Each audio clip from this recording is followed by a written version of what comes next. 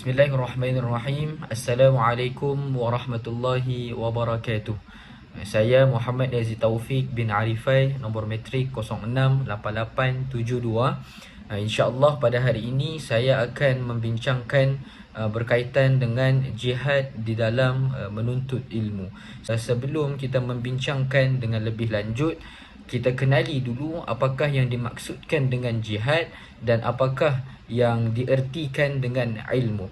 Okey, jihad merujuk kepada perjuangan dalam mencari pengetahuan dan pemahaman yang mendalam, yang mana jihad berasal daripada perkataan bahasa Arab secara harfiah yang membawa maksud perjuangan ataupun berusaha bersungguh-sungguh.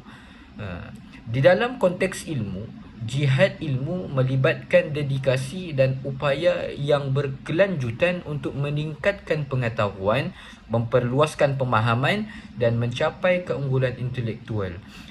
Bukan hanya sekadar perang dengan mengangkat senjata sahaja, tetapi menuntut ilmu di dalam Islam juga termasuk di dalam jihad, yang mana menuntut ilmu itu pada hakikatnya adalah menghidupkan agama dan menghinakan ataupun menundukkan syaitan.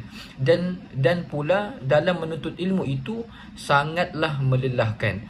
Oleh kerana itu, bagi sesiapa yang menuntut ilmu, dianggap sama juga dengan berjihad di jalan Allah Subhanahu wa taala. Menuntut ilmu memiliki arti ikhtiar atau sebuah usaha di dalam mempelajari sesebuah ilmu, baik ilmu di dunia maupun ilmu berkaitan dengan akhirat, dengan tujuan agar ilmu tersebut dapat dimanfaatkan untuk diri sendiri dan juga untuk masyarakat yang lain.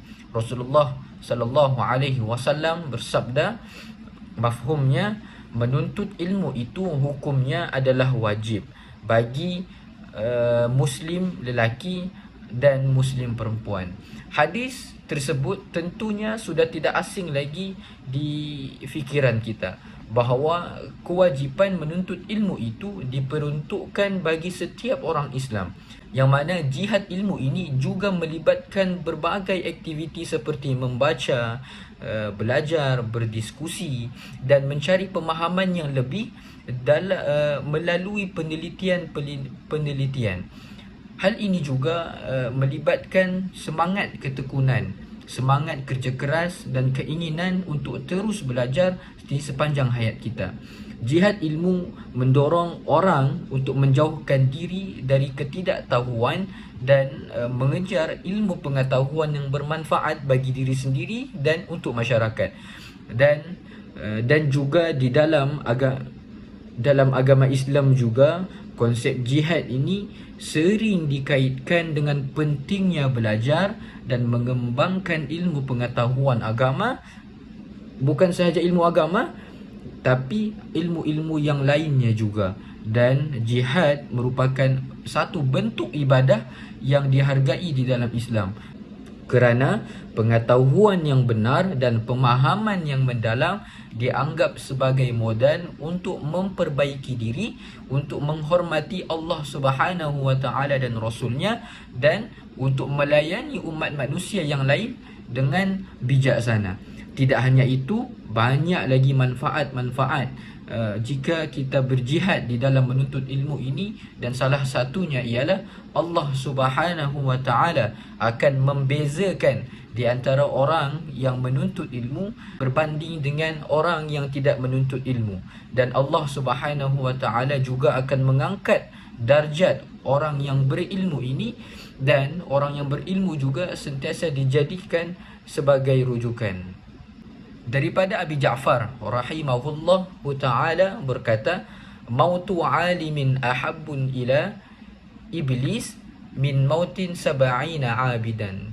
Mafhumnya, mati orang alim, mati orang yang berilmu itu lebih disukai oleh iblis daripada mati 70 orang ahli ibadat.